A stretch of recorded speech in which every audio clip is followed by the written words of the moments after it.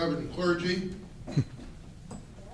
members of the Hall of Fame, my fellow inductees on the dais. I want to thank the Hall of Fame committee that was just introduced. I want to especially give my thanks to Dave and Carolyn Yenrick for all the grief that my wife and I gave them. Kathy Gillette for doing a superb job with little to work with, and especially my wife Lynn for helping me prepare for this evening.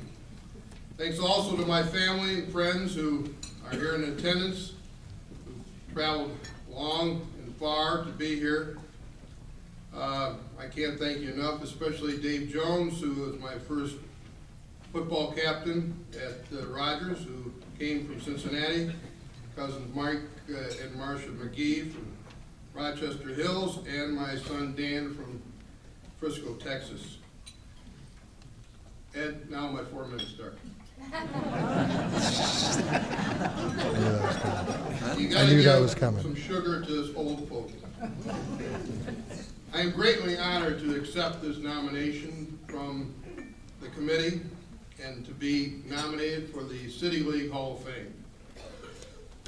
Not for any personal accomplishments on my part, but as a member of a pioneer group of men who started out in September of 1955 on a brand new all-boys school on Bancroft.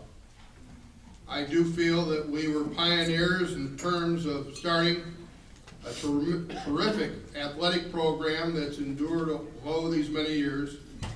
We started out with 50 guys and were issued equipment that was hand-me-downs from the University of Toledo. You've heard the old adage about leather helmets and green knuckle stance. Well, that was us. Leather helmets, yellow leather helmets, and no face masks. I don't know where the other equipment came from, but we got it done, and we had one scrimmage. It was in the shadow of Page Stadium, set up by the late great Hilton Murphy. But we were coached that first year by one paid coach, and that was Bob Record.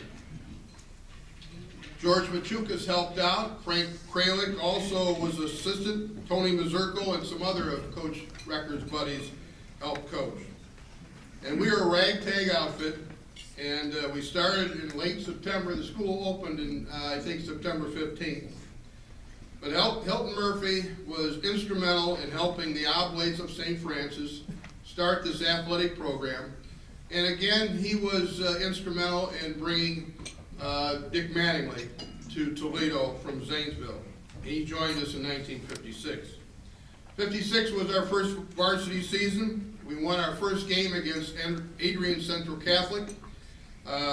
We played all Catholic high schools that year because none of the public schools wanted to hurt us. We lost only to Tiffin Calvert and Sandusky St. Mary's. Now this fledgling group turned out some terrific doctors, dentists, attorneys, businessmen, policemen, firemen, as well as a number of priests and teachers and coaches. Many of those pioneers have passed on to the eternal locker room. Guys like Bob Schaefer, quarterback, Mike Heron and Jim Boogert, who were ends, John Cotter and Steve Krauser, who were running backs, along with Bill Nicholson and Tom Lakowski, fellow linemen. Many of those living still are very loyal, supportive, not only vocally, but financially, as Father will attest, to the Knights. They include the brothers Dick and Joe Westmeyer, Judge Mickey Gorman, Emerson Ross, Tom McGuire, Bob Jesenowski, Father Dave Beck, Jim Combs, Mike Wild, John Bogue, and John Farley. Joe Sweeney, if you picked up any names, no. I hope you're taking notes.